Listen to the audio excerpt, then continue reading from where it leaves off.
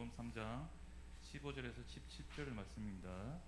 오늘 주시는 말씀은 세례 요한이 예수님에 대해서 들려주는 하나님의 말씀입니다. 세례 요한은 그 아버지 어머니가 나이가 많도록 아이가 없었는데 하나님 앞에 기도하는 중 거의 아이를 낳지 못할 그때에 하나님의 천사가 세례 요한의 아버지 사가랴가 반차를 따라서 하나님의 성전에서 그렇게 자기 역할을 할 때 하나님의 천사가 나타나서 아들을 낳을 것이라 알려주었고 그 이름까지 요한을 통해서 하나님께서 들려주었습니다. 그래서 이 아들 요한은 하나님의 아들 예수님이 올 것을 예비하는 그 앞길을 예비하는 자로 그 아들이 태어날 것이다. 그래서 그 역할을 할 것이다. 그렇게 천사가 들려줬고 실제로 태어났고 아이가 그 어머니 엘리사벳 그 몸속에 잉태되었을 때 하나님의 아들을 가슴에 밴 마음에 밴 6개월 전에 이미 세례 요한은 이제 잉태되었고 그 6개월 후에 또 가브리엘 천사가 산골 동네 마리아에게 나타나서 아들을 낳을 텐데 그 이름을 예수라라. 자기 백성을 저희 죄에서 구원할 자다. 마리아가 그 잉태된 그 순간에 이제 자기 친족인 그 엘리사벳 세례 요한이 이미 6개월 된 그 집에 방문했을 때 마리아가 방문하는데 세례 요한을 몸에 밴 엘리사벳 그 몸속에 태중에 있는 아이가 막 기쁨으로 뛰놀았다는 거예요. 엘리사벳은 그 사실을 알게 된 것입니다. 그리고는 아무도 알려주지 않았는데 마리아가 하나님의 아들을 낳을 주의 모친이다 라고 그렇게 말했던, 그래서 결국 세례 요한은 태어나고 범상치 않게 하나님의 일을 행할 수 있는 그 모든 걸 보였고 세례 요한은 들에서 메뚜기와 벌꿀 이런 것들을 먹으면서 아주 야인처럼 그렇게 주의 오실 그 길을 준비하고 그 일을 감당할 수 있도록 하나님이 함께 하셔서 세상 모든 사람들이 어떻게 이런 대단한 사람이 나타났는가. 그래서 예수님이 말씀하시기를 여인이 낳은 사람 중에 세례 요한보다 큰 자가 없다라고 말할 정도로 대단한 선지자였고 하나님의 권능을 나타내 보이는 그런 사람들이었습니다. 세례 요한이 하나님 말씀을 전파하고 사람들에게 큰 영향력을 행사하게 되었고 세례 요한이 요단강에서 세례를 베푸는 자리에 많은 사람들이 몰려들었습니다. 세례를 받기 위해서. 세례를 받는다는 것은 자기 죄를 회개하고 내가 죄인이라는 것을 알고 하나님 앞에 바로 서기 위한 그 마음의 준비가 된 사람들이 막 몰려들었습니다. 그들을 향하여 세례 요한은 이 독사의 자식들아, 이 마귀 새끼들아 그러면서 책망하는 설교를 했습니다. 하나님의 진노를 펴려고 지금 이곳에 찾아왔느냐? 회개에 합당한 열매를 맺어야 할 것이다. 그러면서 죄를 돌이킬 그 준비가 되도록 회개의 설교를 했습니다. 그리고 그들을 향하여 8절에 속으로 아브라함이 우리 조상이라고 하는 우리는 하나님의 택한 백성이다 라는 그 교만한 마음을 떨쳐버리라. 교만한 마음에 대해서 설교했습니다. 그래서 그들을 향하여 이미 도끼가 나무 뿌리에 놓였다. 이제 나무 뿌리에 놓여서 찢어지면 심판을 받을 그런 존재들이 바로 너희들이다 라고 그렇게 그들의 잘못을 막 지적하는데 누군가 나타나가지고 당신들은 완전히 독사의 새끼들이고 제 가운데 이제 지옥불에 떨어질 사람들이요 라고 막 그렇게 선포하면 뭔 저런 사람이 다 있어라고 그렇게 말할 법도 하는데, 그 말을 듣고 그곳에 몰려든 사람들이 마음이 막 찔림을 받았어요. 하나님 말씀으로 들려줘서, 자 그렇다면 우리가 뭘 어떻게 해야 진정한 해결을 하고 하나님 앞에 바로 돌아설 수가 있겠습니까? 라고 세례 요한에게 질문했습니다. 그랬더니 세례 요한이 옷 두 벌이 있는 자는 없는 자에게 나눠주는 삶을 살아라. 왜 혼자만 독식하고 고통받는 가진 것 없는 자들을 향하여 착지하고 사느냐. 나누어주며 살도록 먹을 것도 나누어 주어라. 그리고 관리들을 향하여, 특히 세리들을 향하여 부과된 것 외에는 추가로 자기 것을 채우기 위해서 거두지 말라. 그리고 강탈하지 말라. 거짓으로 사람들을 고발해서 재판을 굳게 하고 하는 짓을 하지 말라. 그리고 각 사람이 있는 것을 족하게 여기라. 그러면서 사회 정의에 대해서 10절에서 14절에 세례 요한이 그렇게 설교했습니다.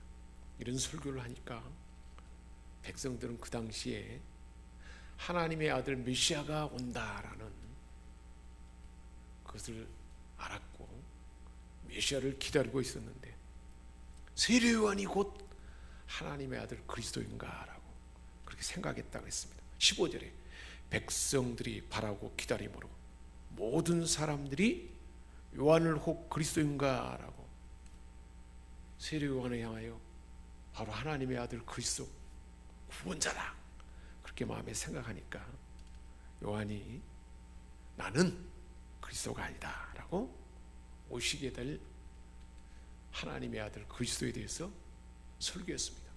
아직 본 적이 없는 예수 그리스도에 대해서 설교했습니다. 세 가지를 강조했는데 16절에 요한이 모든 사람에게 대답하여 이르되 나는 물로 너희에게 세례를 베풀거니와, 지금 나는 너희에게 물로 세례를 베푼다. 그래서 물로 세례를 베풀어서 죄를 회개하고 하나님 앞에 헌신된 사람으로 예비되도록 하는 일을 나는 지금 행하게 된다. 그런데 나보다 능력 많으신 이가 오신다.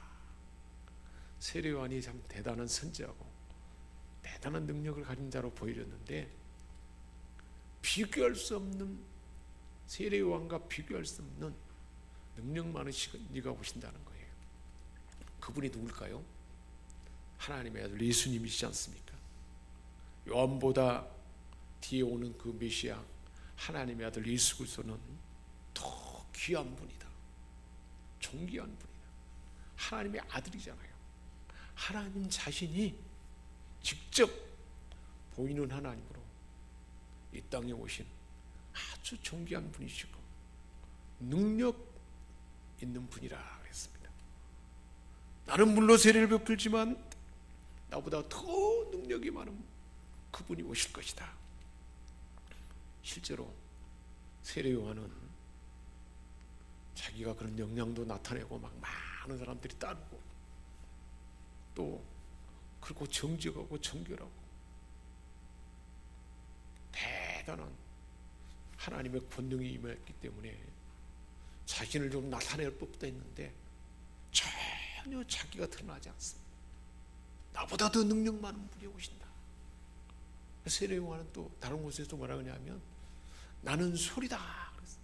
하나님 말씀하시면 말씀하신 것을 그대로 말만은 손으로 드러내기만 하지 자기를 전혀 나타내지 않아요. 그야말로 철저하게 자기 사명에 자기를 드러내지 아니하는 자기의 야망과 자기의 자존감과 그 모든 것을 다 내던지고 온전히 하나님의 뜻만을 소리로 외쳤던 그런 사람이 바로 세례 요한이었습니다.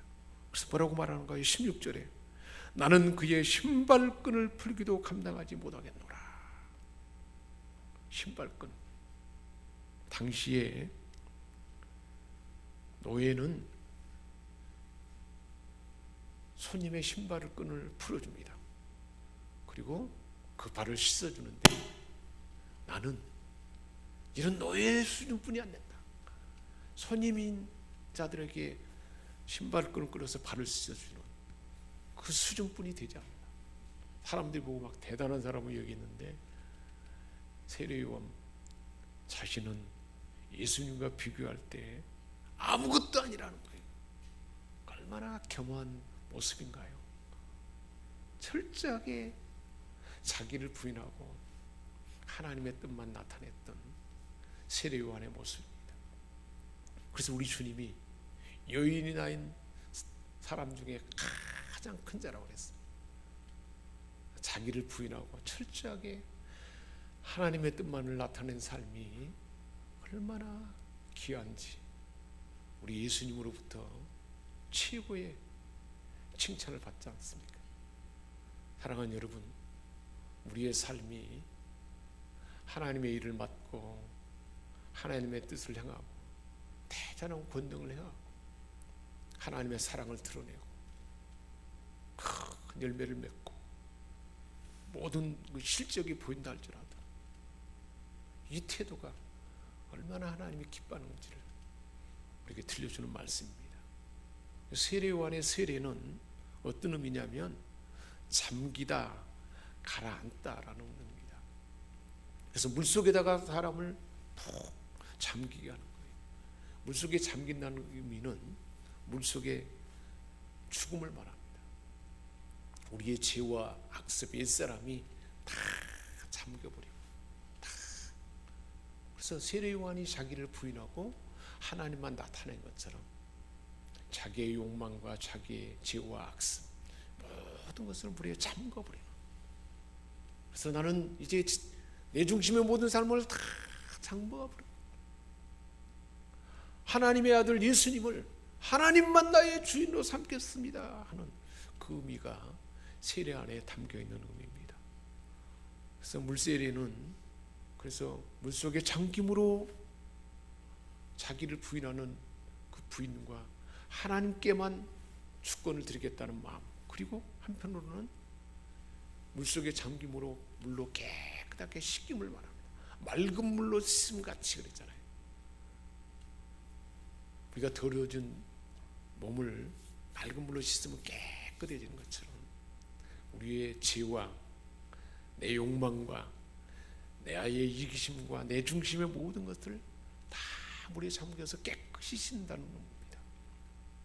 하나님께서 그 의식을 행할 때 우리를 정결케 한다는 의미입니다. 또 한편으로는 하나님께만 주권을 드리는 헌신을 의미합니다. 하나님 중심으로 내 인생을 살겠소. 이제 죄 가운데 살던 삶을 청산하겠소. 죄를 지적한 그 사실을 다 받아들이고 그렇게 살겠소 라고 준비하는, 그래서 그것을 다짐하고 공언하는 그것이 바로 세례였습니다.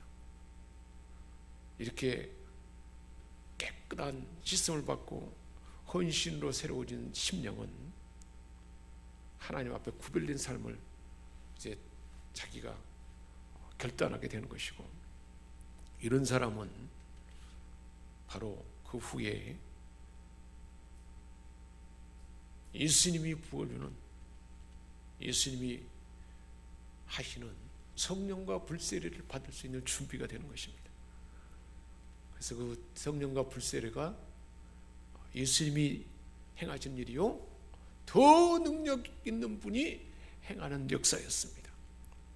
그래서 16절 17절에 보면 세례와 심판에 있어서도, 세례에 있어도 그렇고 심판에 있어서도 세례요한과 비교할 수 없는 큰 능력을 가진 분이 바로 예수님이라는 것입니다. 그래서 16절에 더 크고 비교할 수 없는 능력이 무엇인가? 그는 성령과 불로 너희에게 세례를 베풀 것이다. 요한의 세례와 비교해서 예수님이 베푸신 세례는 두 가지의 세례라는 것입니다. 첫 번째로는 성령 안에서 세례를 준다는 거예요. 성령 안에서 세례를 준다는 의미는 뭐냐? 사람을 성령 안으로 깊이 담가버리는 거예요. 성령 안에 푹 담가버리는 거예요. 물세례를 받을 때 물에 잠겨 있었을 때 우리의 죄와 모든 것이 깨끗하게 씻어진 것처럼 성령의 세례를 받으면 성령 안에 담가서 성령으로 인해서 하나님이 행하시는 새로운 역사가 나타난다는 것입니다. 물세례를 받을 때 옛사람이 죽고 이제 새로운 사람이 됩니다. 그런데 성령의 세례는 그 비교할 수 없는 실제적인 역사가 나타난 거예요. 로마서 8장 3절에 보면 우리 모든 사람이 육신으로 말미암아 육을 갖고 태어났기 때문에 할 수가 없어요. 하나님의 법을 제대로 행할 수가 없어요. 그런데 하나님은 행할 수가 있습니다. 어떻게 하셨는가? 자기 아들을 죄 있는 육신의 모양으로 보내요. 예수님이 우리 죄를 위해서 육신에 다 죄를 담당해 보는 거예요. 그 십자가에 죽으신 거잖아요. 그 죽음의 세례를 예수님이 대신 받은 거예요. 그럴 때 이미 예수님이 죽으실 때 우리도 같이 죽어서 우리의 죄가 물속에 담긴 것처럼 완전히 사라지는 것입니다. 그래서 성령이 이제 우리를 막 감싸가지고 우리로 하여금 이제는 새 언약이 우리에게 주어진 거예요. 그 새 언약의 언약에 대한 말씀이 에스겔 36장 26절에서 27절인데 왜 이 세례 요한을 하나님의 아들 메시아인가 이렇게 생각했냐면 세례를 베풀고 막 하나님의 심판에 대해서 이야기하니까 세례 요한이 하나님의 아들 예수님인가 그렇게 생각한 거예요. 이미 구약 성경에 예언되어 있었거든요. 예언자들이 하나님의 아들 예수님이 오시면 어떤 일이 일어날 것인가. 에스겔 36장 26절 27절에 또 새 영을 너희 속에 두고 새 마음을 너희에게 주되 너희 육신에서 굳은 마음을 제거하고 성령님이 부드러운 마음을 줄 것이고 또 나의 신 성령을 너희 속에 두어서 하나님의 율례를 하나님의 법을 행할 수 있게 한다는 거예요. 그래서 하나님의 규례를 지킬 수 있도록 하시는 분이 누구냐? 성령님인데 그게 바로 성령 안으로 잠길 때 우리 사람 안에 일어나는 변화의 역사입니다. 완전히 새로워지는 거죠. 우리 안에 굳은 마음이 부드러워진 것입니다. 우리 존재가 자체가 바뀌어 본 거예요. 애벌레가 늘 기어다니는 애벌레가 딱 어느 순간이 되면 나비로 바뀌잖아요. 그런 것처럼 성령이 우리에게 성령 안에 세례를 성령 안에 담겨진 그 역사로 인해서 우리 모든 사람이 그렇게 새로운 존재로 바뀐다는 겁니다. 그래서 우리 안에 모든 굳은 것이 다 부드러워지고 하나님의 뜻을 행할 수 있는 성령으로 인해서 부어지는 힘이 부어진다는 거예요. 그래서 어떤 일이 이루어지는가? 로마서 8장 5절 6절에 보면 이렇게 말씀했어요. 육신을 따는 자는 육신의 일을, 영을 쫓는 자는 영의 일을 생각한다. 우리가 성령 안에 잠겨진 그런 우리 모든 사람은 우리 안에 있는 성령님이 우리로 하여금 성령, 영의 일을 생각하게 한다는 거예요. 새로운 심령으로. 그래서 영의 일을 생각하고 영의 생각으로 행하는 삶에 어떤 역사가 나타납니까? 생명과 평안이 있게 한다는 거예요. 생명은 뭘까요? 지난 주일에 그 간증했던 그 목사님 그 설교 말씀처럼 성령이 하나님이 은혜로 자기 안에 구원의 역사가 나타나니까 그 후로부터 그 삶이 완전히 새로워졌다고 말하지 않습니까? 그렇게 형편없는 인생의 삶이었고 가정이 불우한 환경이었지만 예수를 구주로 영접하고 새로워지니까 온 산천 초목이 막 춤을 추는 것 같고 새로워져가지고 얼마나 대단한 영향력 있는 삶을 살았습니까? 그게 바로 성령이 우리 안에 행하신 역사입니다. 그것이 생명이고, 가정 안에 막 폭력과 그 고통을 줄 수밖에 없는 환경에 그것이 대물림할 때인데, 그런 것들이 깨끗하게 청산되고, 자기 딸이 아빠가 나에게 해줬던 이 말과 이 환경을 우리 아이들에게 그렇게 할 수 있도록 해주라, 그렇게 말할 정도로 완전히 새로워진 삶이지 않습니까? 성령님은 우리 인생을 그렇게 새롭게 한다는 것입니다. 그래서 생명과 평안, 그리고 풍성한 삶이 우리에게 부어지도록 성령의 세례를 부어진, 성령의 세례가 임한 자에게는 그런 은혜가 우리에게 부어진다는 것입니다. 저와 여러분에게 그 역사가 이미 나타난 줄 믿습니다. 우리 옆 사람에게 축복합시다. 당신은 성령 안에 잠긴 자입니다. 성령의 생각으로 생명과 평안의 삶이 지속됩니다. 하나님의 풍성함이 나타날 것입니다. 할렐루야. 성령의 세례와 또한 불세례라고 그러는데, 불세례는 무엇인가? 불은 예수님이 행하는 역사로서, 불은 어둠을 환하게 비추잖아요. 예수님의 불세례가 임하면 캄캄한 내 마음이 환하게 바뀌어버리는 거예요. 가정, 우리가 집안에 들어가서 캄캄할 때 불을 켜면 환해지는 것처럼, 예수님의 불세례가 임한 그 후로부터는 가정이, 우리가 있는 곳이 환해져 버리는 거예요. 어둠이 다 밝음으로 바뀌어버리는 것이죠. 하나님의 교회가, 내가 속한 모든 것이 캄캄한 것이 환한 것으로 바뀌어버려요. 그전에는 막 우리 안에 막 죄가 오염돼 가지고, 거기에 사단의 권세들이, 막 벌레들이, 귀신덩어리들이 막 온 지붕과 모든 환경을 다 사로잡아버리고 모든 걸 지배했는데, 성령과 불세를 받은 그 후로부터는 내 주변에는 그 어둠이 다 사라진다는 거예요.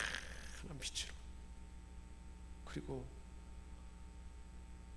죄악과 고통 가운데 얼마나 막 떨고 추위처럼 음산한데, 예수님의 불세례가 임하면 따스하며 삶이 따스한 온기처럼 온화한 그 삶이 우리 삶 주변에 펼쳐진다는 것입니다. 죄를 녹여버려요. 사단의 권세를 녹여버려요. 완전히 파괴시켜버려요. 죄와 사탄과 우리의 욕망을 다 성령의 불세례가 임하면 완전히 파괴버리는 거예요. 그러니까 소위 막 대단한 깡패들, 막 아주 까다롭고 이상한 사람이 완전히 바뀌어버리는 거예요. 성령의 불의 영역입니다. 또 그뿐만 아니라 불세례는 하나님의 거룩하고 온전한 뜻에 열정의 불이 붙게 하는 거예요.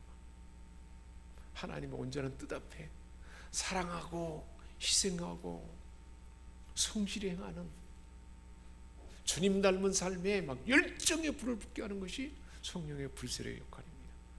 예수님의 제자들이 성령의 이런 성령 세례와 불세례를 받은 후로부터 완전히 달라져 버리지 않습니까? 베드로의 삶이 얼마나 달라졌습니까? 요한의 삶이 얼마나 달라졌습니까?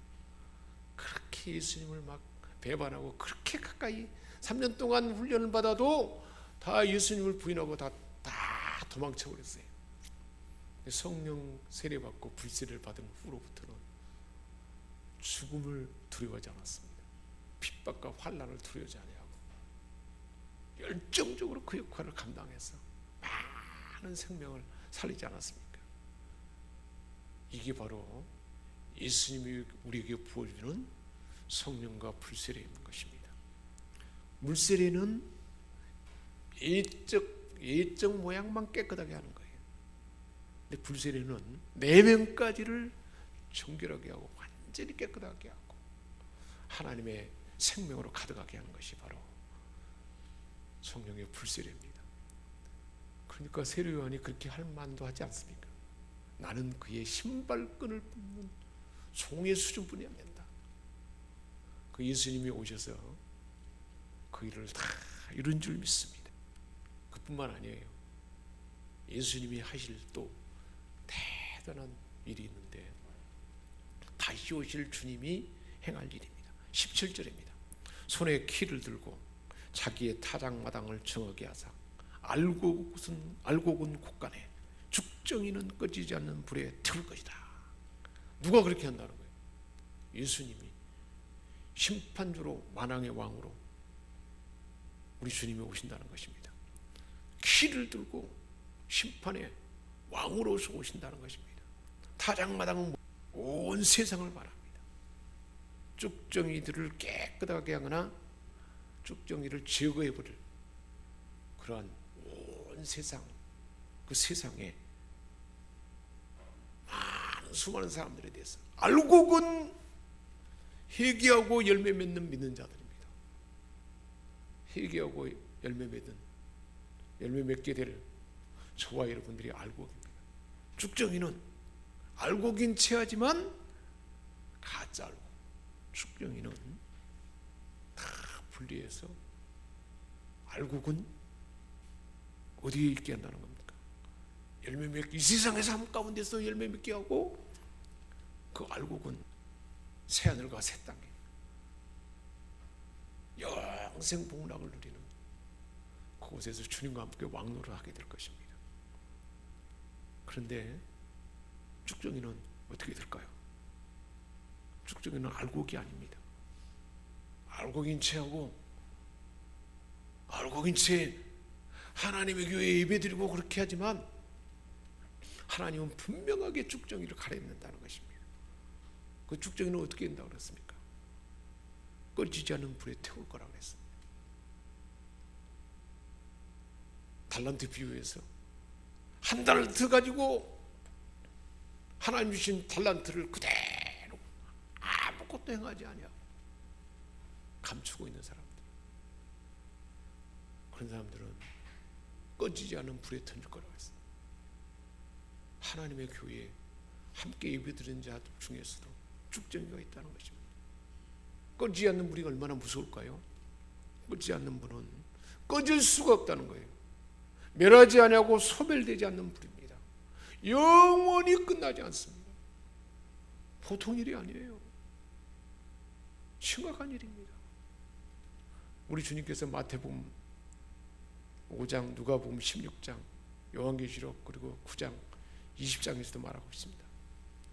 영원한 불 속에 던져질 것이다 그랬습니다. 영원한 불은 고통과 괴로움과 형벌의 장소라 우리 주님이 마태복음 25장에 말씀하고 있습니다. 그 불이 끝없이 영원히 타오릅니다. 그것은 인간이 아닌 마귀와 그의 사자들을 위해서 예비된 곳이라 그랬습니다. 그곳에서 슬피 울며 이를 갈 것이다. 심각한 것이죠. 마태복음 25장 3절에 이 무익한 종을 바깥 어두운 데로 내어쫓으라. 거기서 슬피 울며 이를 갈미 있으리라. 슬피 울며 막 고통 가운데 물줄 것입니다. 심각한 일이요. 사랑하는 우리 가족이 그런 곳에 가면 어떻게 될까요? 보통 일이 아니에요. 잠시 동안 머무는 장소가 아닙니다. 영원히 지속되는 곳입니다. 마태복음 25장 41절에 또 왼편에 있는 자들에게 이르시되 저주를 받은 자들아 나를 떠나 마귀와 그 사자들 위하여 예비된 영원한 불로 들어가라. 그것은 다정한 친구들과 교제가 있는 장소가 아닙니다. 마귀와 함께하는 곳입니다. 저희를 미혹하는 마귀가 불과 유황못에 던져오니 거기는 그 짐승과 거짓 선자도 있어 세세토록 밤낮 괴로움을 받으리라. 아주 무서운 곳입니다. 우리가 그 실상을 분명히 믿는다면 어떻게 사랑하는 가족을 위해서 이렇게 무관심할 수가 있겠습니까? 영원한 불에 들어가는 가족을 그대로 볼 수가 있다는 말입니까? 그저 그냥 이렇게 살다 보면 세상 끝나겠지.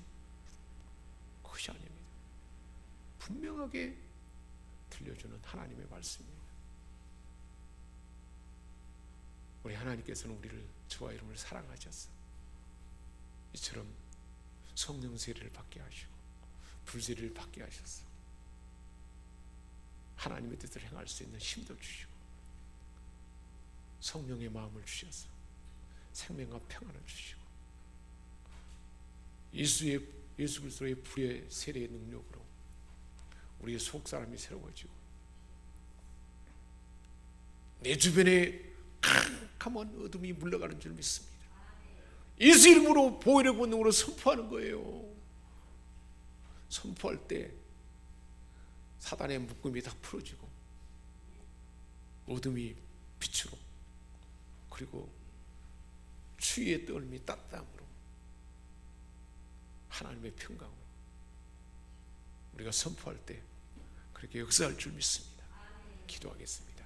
하나님 아버지, 우리를 사랑하셔서 하나님의 아들을 이 땅에 보내주셨는데 그 주님은 오셔서 성령과 불로 세례를 베풀 것이요 손에 키를 들고 타작마당에서 알곡은 곳간에 죽정이는 끊지 않는 불에 영원한 불에 던진다고 했는데 하나님 아버지, 지금 이때가 우리에게 주어진 기회인데 사랑하는 우리 가족들, 친구들, 주변의 사람들에게 복음을 전하고 보혈의 권능을 가지고 예수 이름의 권세를 가지고 선포할 때 묶고 있는 사단의 묶음이 풀어지고 하나님을 영접하고 구원받는 그 역사가 나타날 줄 믿습니다. 하나님 아버지, 이해가 가기 전에 보혈의 권능으로 선포하고 마침내는 하나님의 구원을 보는 저희 모두가 다 되게 하여 주옵소서. 우리 주 예수 그리스도의 이름으로 기도합니다. 아멘.